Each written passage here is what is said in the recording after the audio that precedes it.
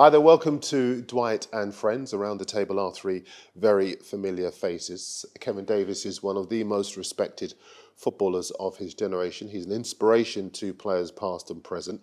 He played as a striker for Chesterfield, the club he helped to the semi-finals of the FA Cup. He was part of the Bolton side that reached the EFL Cup final in 03-04, narrowly missed out on a Champions League spot the following season, finishing just 3 points behind Everton in fourth. These days, that would have got you in.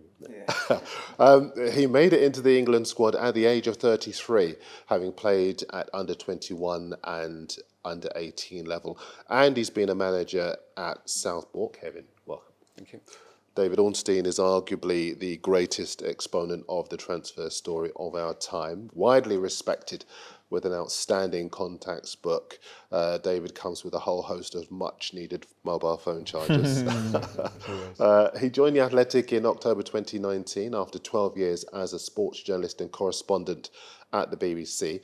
In his role of football correspondent at the Athletic, he constantly delivers outstanding exclusives and original stories and interviews. He sat down with Jordan Henderson, Mesut Ozil, and managed to get a rare one-on-one with Arsene Wenger. He brings that experience to the table today. As for Dwight, he was okay. Where do you start? He's played for Blackburn, Birmingham, Sydney FC and Sunderland, but it was at Aston Villa where he was a goal machine, earning himself a move to Manchester United, where his partnership with Andy Cole shot the club to several Premier League titles and the treble of the Premier League, the FA Cup and the Champions League in 1999. He was in the PFA team of the season. He was the Premier League player of that season, and he was the Golden Boot winner that season. Here's a stat for you. Dwight scored 123 goals in the Premier League. It was a record for a non-European player, which was not broken until Sergio Aguero did it in 2017. Wow. Dwight, welcome. Thank you. And welcome to yours. To kick us off, Dwight, it's your table. I just wondered if you could perhaps give us a player's perspective of what made Kevin such a good player. Mm-hmm. Well, that's an interesting question. I think what I recall of Kevin, certainly to me more at Southampton, I think that when he made that impact, a personal that I respect highly, the way how he played the game, the way he conducted himself. He was a real threat to any defenders that he played against. Always played with the intensity of wanting to win, and he was a handful for most defenders that he played against. And he was constantly a threat to the teams that I was playing against. So, Kevin is somebody that I respect highly in the game, and I'm delighted that he's part of this conversation today. So for you, Kevin, what made Dwight so good? I think for me, obviously, probably his personality, I think that he brought to the Premier League, the way his personality, he expressed himself, the way he played, always with a smile on his face. Always played in great partnerships. Obviously, Andy Cole was amazing, but I think it's that enthusiasm he brought to the game. I think the way he played, and obviously the goals you mentioned there, one of the Premier League legends, really. So one of the highest. Where are you on the list? You must be top 5 or something. Yeah, somewhere up there. Around there. But yeah, I think the quality, the intelligence and stuff that he brought was, I think he was just a joy to watch, and I know the fans adored him. So again, yeah, hugely respectful, great career, yeah. You created 81 scoring chances in the 09 season, and it was the highest number by any striker in the Premier League. Do you think together you could have scored more goals than you scored with Andy Cole? Interesting. I think we would have complemented each other very well because, Kevin is what I consider more of a 9. I was more a 10. So I was, been able to drop into pockets, and with his strength and his power and his ability to score goals and his aerial abilities as well to add to that. He was a defender's nightmare in many respects. And so that would have allowed me to free up to sort of come into pockets and then turn and then kind of play. So I could see the relationship working in many respects. Whether we'd have scored more goals than Andy Cole, that would have been a bit challenging. David, I've got a question for you. If you look at the guys here and you look at the current crop of Premier League strikers, or even the recent crop of Premier League strikers, who do they most remind you of? But firstly, it's impossible to compare because these are really unique individuals who I grew up supporting, watching, admiring as a boy rather than a journalist. And I've got vivid memories of Dwight scoring in the League Cup final at Wembley for Aston Villa. The kits were so oversized in those days, it was remarkable. And just, it's actually very rare to see somebody come over from the Caribbean, scouted by a Premier League manager and light up the top division and go on to remarkable success with Manchester United and a number of other clubs, winning trophies like they were going out of fashion, and he developed a really unique style of play. I loved the way he would pick the ball up from deep and turn and drive into the final third, score goals, assist, could play on the last man as well and go through on goal. We don't see that so much anymore. There were rare talents in that period. I remember Nicholas Anelka. You don't see so many of those right now. So I don't think it's fair to say anybody reminds me of that exact player now. But when I look at somebody, say at Newcastle United, like Alexander Isak, very different profile and stature, taller and more slender, but he can pick the ball up in areas that Dwight did. He can turn, he can drive, he can score, he can assist, he can link play as well. And Dwight was complete in that way. With Kevin, and people will say, oh, don't be ridiculous because of the goal scoring divergence in who I'm about to say. But the profile that I watched, loads at Southampton and more so at Bolton, where he accumulated so many appearances, nearly as many yellow cards as appearances. However, he has attributes that I see in Harry Kane. So Harry Kane is in a league of his own for goal scoring in this modern era. But Kevin was a presence that gave every defender something to think about. Basically, they wouldn't want to play against him.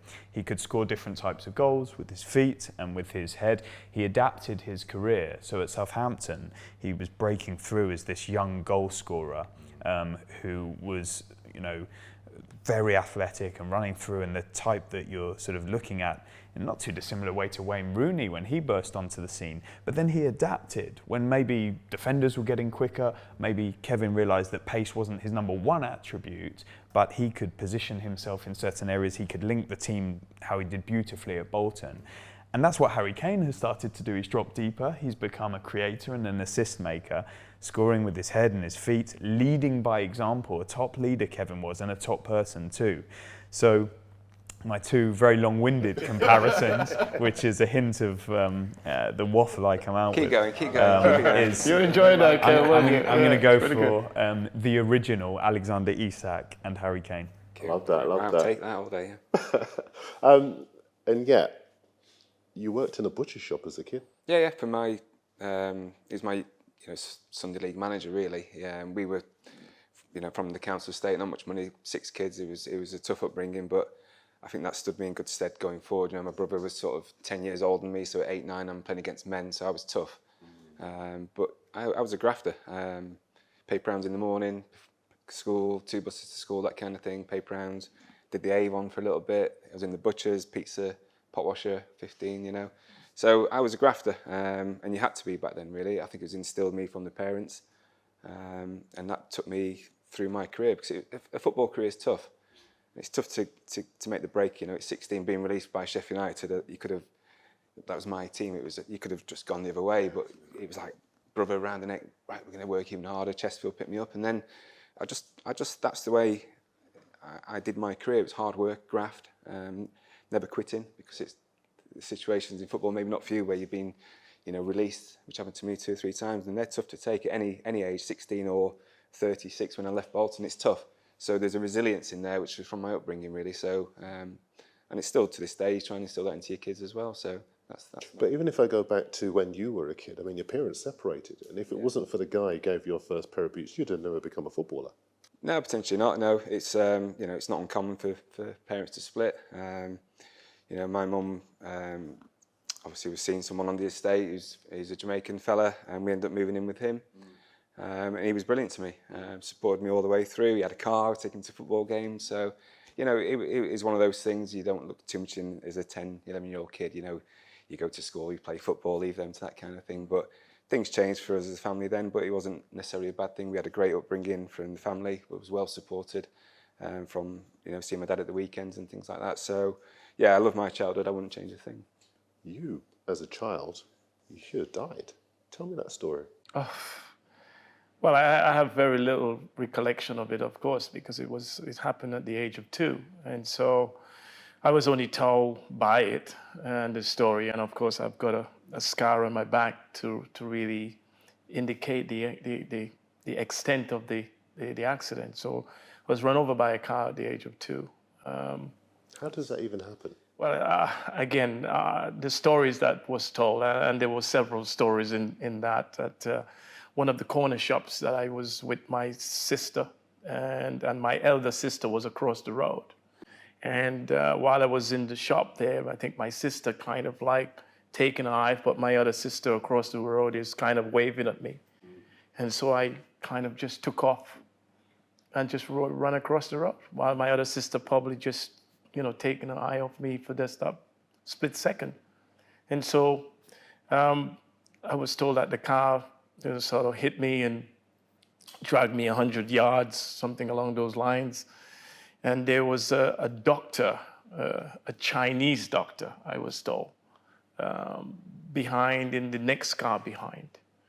And you think about it, 1973 maybe, back in the Caribbean, there was probably a full equipped hospital, to say the least, not that I know of. But what I can say that I was told that I was saved by this Chinese doctor. And they said probably your angel or something of that nature has been around. And I spent 6 months in hospital. Every bone been broken, my both legs and arms, and obviously with this scar that I have on my back, which somehow it's mapped out like this, like Tobago. Wow. The shape of Tobago. It's crazy, it's a bit freaky, I have to say. And so my dad was a garbage collector, and I spent 6 months in hospital, and he came and picked me up in the garbage truck. I remember that, and taking me back home. So that's as much as I know about this story, and of course it's you got various another story that comes along, but that's the one that seems to be a little bit more consistent in all the stories that has been. So yeah, very fortunate to be alive. David talked about the fact that it was so inspirational to see somebody come from the Caribbean and play in the Premier League. How did that come about? Well, I was. It was back in '89. I was still at high school, my final year of high school. So I was 16 years of age. I was already in the national team, starting 11, or so I was playing with men. I was obviously of the other island, which was Tobago. So there's a twin island republic of Trinidad and Tobago. So I had to move over to Tobago. Jack Warner, the Jack Warner that everyone knows, he was the president of our FA. He then brought me to Trinidad, live in his house for 6 months, just to be part of the setup for the national team. We were 1 point away from qualifying for the World Cup in 1990. So I would have been the youngest player ever to play in the World Cup in Italy. And we played America, and we needed a draw at home. And we ended up losing that game, unfortunately. But how it all came about in terms of England, we wanted a preparation game, and Villa came to Trinidad and Tobago. The late Graham Taylor obviously was the manager there, and then that's how that happened. And there was a big hype about me being the schoolboy and that is in the team, and obviously Graham Taylor took interest in that. And there were 2 games, one played in Trinidad and one played in Tobago. And the one that actually played in Tobago, I remember Graham Taylor coming into the dressing room and says, he asked the manager, can I then play with Aston Villa as the second half of the game? And so I think it was all like a bit of muffles, and they got no deal. If you need him, you got to bring him up to England. And I had the guy that sell airline ticket act as my manager. So he got in and negotiated with Graham Taylor and says, well, we're going to bring him up to England on a 6 weeks trials just before the actual qualifications for the American game. So, and then I did come to England for 6 weeks trials with Calvin Hutchinson, who was another teammate of mine, but he was 2 years older than me. And I came to 6 weeks trials at Aston Villa, and pretty much the rest is history. Did the airline ticket man get a cut of the signing on? He did. He did. He made sure that I got on that plane to go to England. He did all the deals. Well, it probably lead us quite nicely onto this next stage, because I want to talk about inspirations. And all of us have either been inspired by some managers, in your cases, directly inspired by a manager. So let's talk about managerial inspirations. Who wants to take that on? For me, obviously, it starts from Sunday League for me, you know. The first manager knew I wasn't, you know, would pick me up, provide the kit, provide the bags, boots, and all those kind of things to allow me to play really in return, and then I go and work in the butchers. You know, that was a trade-off I didn't mind. Bring in some sausages. Yeah, so it starts from the managers. I think, you know, they can become like father figures. I think some of them, John Duncan, Chesterfield. I think for me the best thing, you know, things happen for a reason in my life, certainly in my professional capacity and my private life. Things happen, the sliding doors moments, all those kind of things. But I think being released from Sheffield United was the best thing that ever happened to me. And then being picked up by Chesterfield and John Duncan, you know, Sean Dyche, people like that as captains, it kept me grounded, I think. When I started to do well at 16, 17, 18, getting a bit of attention, just bring you straight back down to earth. And John Duncan for me was like a father. It's funny you say that, and I absolutely understand why you say that. But instinctively, I thought, and I don't know if us being journalists maybe would have thought the same. I thought you would have said Big Sam. I think Big Sam is certainly up there as the best manager I've worked for and still a good friend. But I think just those things that are put in from a young age, those first two managers from a Sunday League level to my first professional, it kind of got me to where I wanted to be, which is the Premier League. And then obviously other managers, you know, Paul Jones was brilliant with me, Glenn Hoddle brought something different, not great man management, tactically amazing. You know, little stories that he did in training. It was like, I remember one training session, it might have been a Monday morning, we'd been out on a Sunday, I can't remember. I tried to someone crossed the ball and I tried to half volley and dink the keeper and missed. Glenn was like, step aside, do it again. Ball comes in, he lobs in and he scores, and you think, ooh, makes me feel a bit like not great, but well done. And he still used to train, he was brilliant. But he tactically was great and other things, you know. But Sam, the all-round man management for me was the best I've worked for. Because obviously I'd been released from Southampton at the time. I'm 25. I've got a few issues in my private life going on. My parents are both terminally ill with cancer. I haven't got a club. It was a tough period for me. I could have, again, easily gone the other way. But Sam my agent said, look, go there on trial. You know, bearing in mind you've been bought for £7.5 million 4 or 5 years earlier. It was kind of, okay, I'll go on trial. But again, it was my resilience to go there. We went to Bournemouth and I immediately, you know, you get in a club sometimes and you want to be part of it. You can feel there's a real, you know, togetherness with the players, the staff. It was like, this is amazing. I loved there was the British players. We had the flair of Okocha and Campo and Joe KF. Staff were amazing. Big Sam surrounded himself, which we'll talk about management later, but surround himself with great people to make him get to where he wanted to go.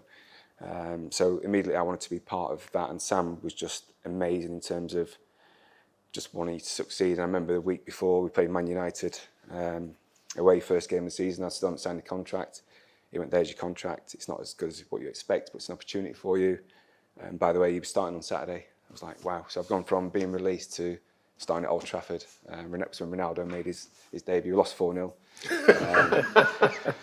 But then played Blackburn the next game. I scored on my home debut. But I've gone from being in such a low place, and Sam understanding what's going on in my private life and understanding when I need to go and see my parents, and just had great people, you know, to look after you, and you know, all the wives and kids were looked after. Little things like grottos at Christmas.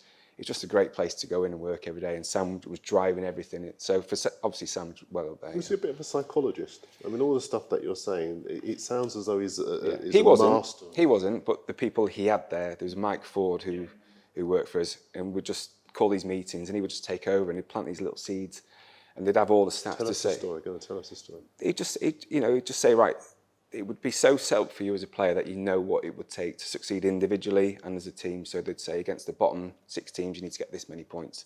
Against the top, we need to run runs, we need 3 players scoring 10 goals. And Mike Ford would just say, if you do all this, this and this, you're going to get to there. And then the fitness people would come in and say, well, you need to get to these stats every game. You know, Sam brought in Prozone early. We'd all be heart rate minutes. So ahead of his time with those kind of things. And you just had all these indicators to get you to where you need to succeed. And it was just, you had everything as a player that you could, the recovery, you know, we had cryotherapy chambers coming in, the nutrition, and it was just all there for you. And I just really wanted to be a part of that. And then obviously spent 10 years there. Things changed when Sam left, of course he did. But yeah, he wasn't necessarily him, but he would have all the best people. And when he left, they all got headhunted by all the top teams. So, but he surrounded himself with great people to make him succeed. And also, I think the important thing in that, and what made me think about it, is the fact that you all brought into what Sam was doing. I think that is a crucial part of it. So it's all good as a coach, you bringing in these ideas, which is all wonderful. But you also have to have the players to buy into what you're doing. And I think that was the difference. You guys brought into that, so that's why you had such a good sort of understanding of the culture when we talk about building the culture, and we'll talk a little bit more about that as we go forward. But that's what it seems to me, and that's why you had such a good time at certainly at Burton. Talk about the culture at Man United, because obviously Sir Alex had fantastic players, but there were times when he didn't have as good a squad as other teams, and he was still able to win titles and dominate the Premier League. Talk about what. Well, listen, I've made a real assumption here, assuming that he is your inspiration, but is there another one? Are you going to... Yeah, well, a little bit like Kev, because it seems like we have some sort of, connection to the sort of the journey. Bertie Sinclair, my mentor in the Caribbean. I think if it wasn't for him, I wouldn't be nowhere near where I am today in terms of my achievement, because I think it's all started with him from the very age of 6. He took me under his wings. I mean, as I said, we were a struggling family. There wasn't much there, but he had a coaching school, and he had a vision in his own mind, what he wanted to do and create a team and a sort of a academy in his own right, not to the level of academy that exists, but in his own rights, where he, conduct training sessions on a Saturday morning. And you come there and you had to pay a fee, but I wasn't allowed to.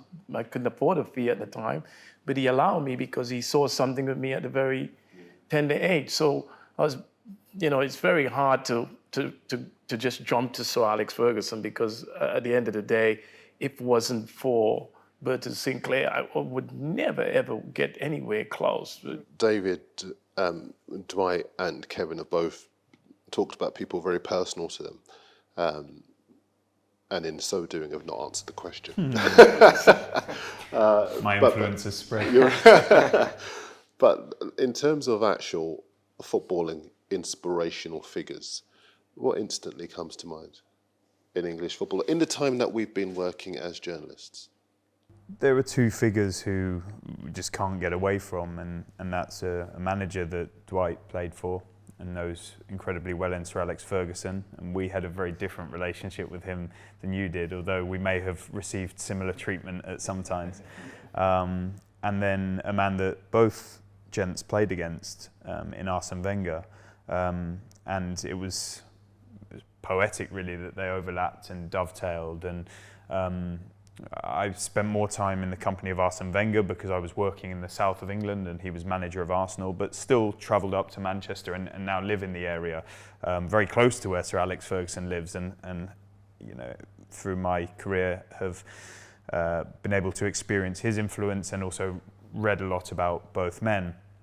And those two guys we owe a lot to for the Premier League, for modern football, and it's our profession. It's what keeps us in work largely, and they set standards that English football hadn't seen, certainly in my lifetime. There have been legendary managers beforehand, but the expected levels that Sir Alex Ferguson instilled at Manchester United produced elite talent, sporting performance, results, conduct, behaviour. There are always aberrations in every walk of life, and they've been well documented, but by and large, success and consistency. And it was slightly different in the case of Wenger down south, because he went more towards sort of modern techniques, as opposed to the great Scot from the shipyards, in the case of Sir Alex Ferguson, Wenger was like le professeur, as they called him, and in not too dissimilar way to how Kev explained with Sam Allardyce and his regime, looking for sort of marginal gains and techniques to encourage players and staff to appreciate the human body. These are athletes, they're well-oiled machines. You know, I remember Arsene Wenger used to explain how he would train in the same way as players. He would go on his morning runs and things, because how can you ask players to do it if you're not prepared to do so yourself? And so they, in footballing and personal and human ways, character, the development of people, structures, organisations, clubs, fan bases, have had the most profound effect on English football and beyond, and on individuals like us. I think as players, I would certainly say Arsene Wenger coming to the Premier League allowed us to play a lot longer. I don't think I would have potentially played to 38 because of what he brought in terms of professionalism. My career had a bit of, I always say, I had a bit of half and half, where the first half was kind of unprofessional, I would say. Obviously coming up in League Two, not to a point where it was unprofessional as in the way we trained. It was kind of rocking at 10:30, train, home for 12 o'clock, maybe in the pub for 1 o'clock. That's what it was. That's what I experienced in my sort of first half of the career. Even coming to the Premier League in the late 90s, there was still a lot of that going on. At Southampton, you'd be finished by 12:30. And as young players, you didn't have a lot to do, so you'd end up in the pub or doing things you shouldn't really be doing professionally. I think when he came in, he certainly set the bar high in terms of all those other things. And of course, the foreign influx of players as well, the way they trained. You know, I remember going to Bolton, the lads were in the gym pre-stretching. We were like, what's going on here? Honestly, and this is like, you know, a big business, but that's the English players were kind of like, he's going in after training as well. He's stretching, he's doing yoga. We didn't do any of that for probably 8, 9, 10 years of my career. And I think when Wenger came in, that started to be introduced.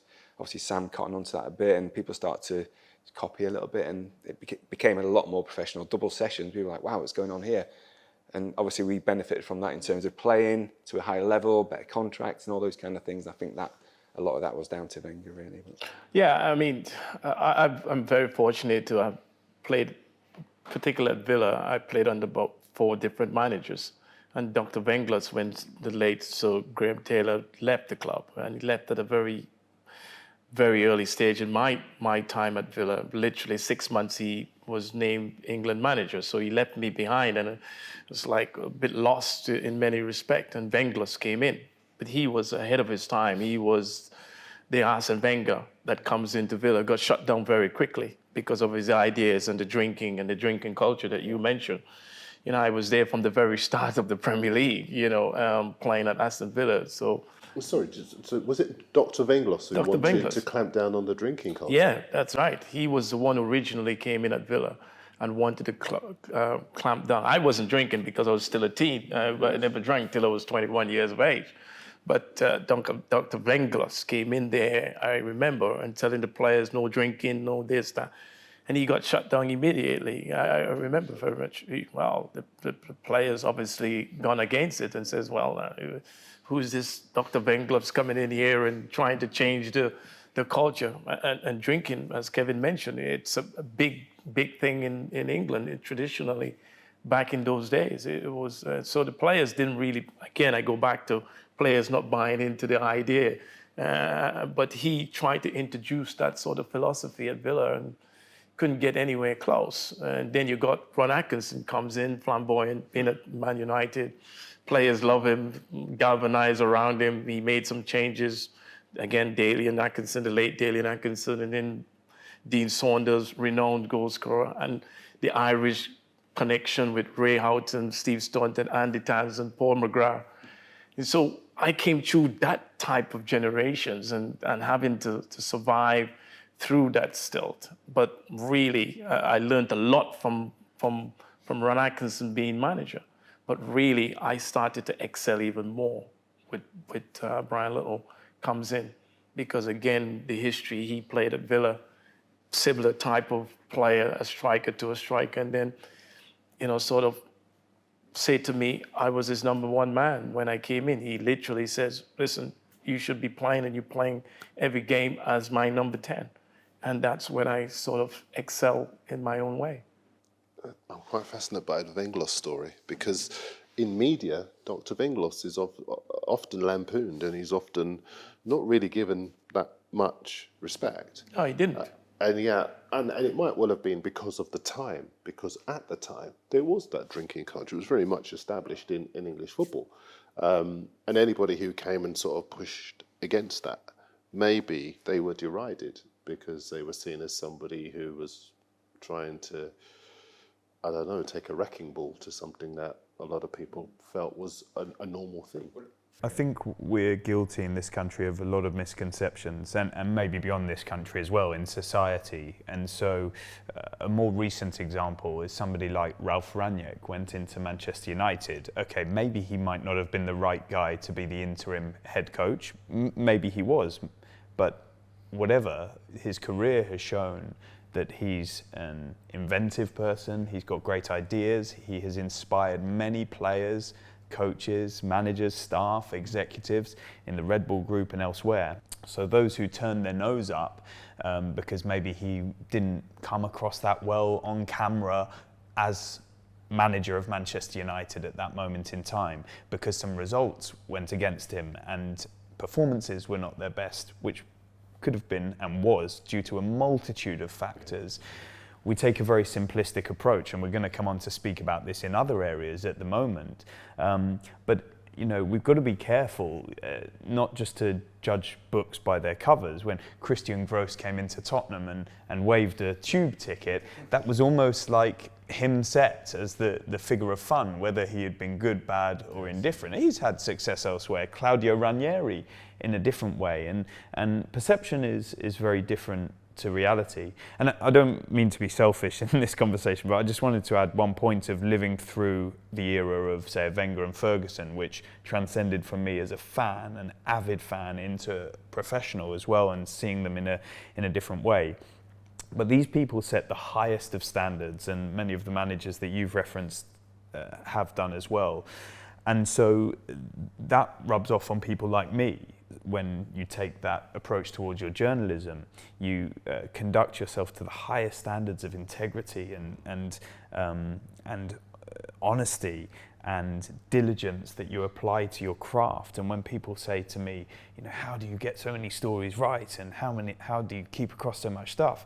And I would say to the guys, how did you score so many goals, and how did you play so well for so many teams and accumulate so many performances? It's because of the theme of this part of the conversation, inspirations, has allowed us to learn and make decisions when there were other opportunities in the Caribbean for Dwight and for all of us. Kev was washing pots and grafting. I only knew to graft. I had no academic intelligence. I failed very badly at school exams because all I wanted to do was play football. I was on trial for a year at Chelsea, and my mind was set on becoming a Premier League footballer or a professional athlete. And I saw relatives, brothers, cousins getting top results and going to university, and I was thinking, what on earth am I going to do here? At one point I was a waiter at Pizza Hut in my spare time from school, but I just thought, you have to work harder. If you have one of academic intelligence or hard work, some people are blessed with both. I'm not, unfortunately, but the graft and the hard work will always get you somewhere. And if you don't cut corners, and if you manage to apply yourself, and believe it or not, you can work harder than everyone else if you want to, then it can take you a long way. And that all comes down to the people you look up to on the journey and the decisions you make. And in our cases, it's from leaders like a Ferguson, a Wenger, a Allardyce, a Brian Little, and so on.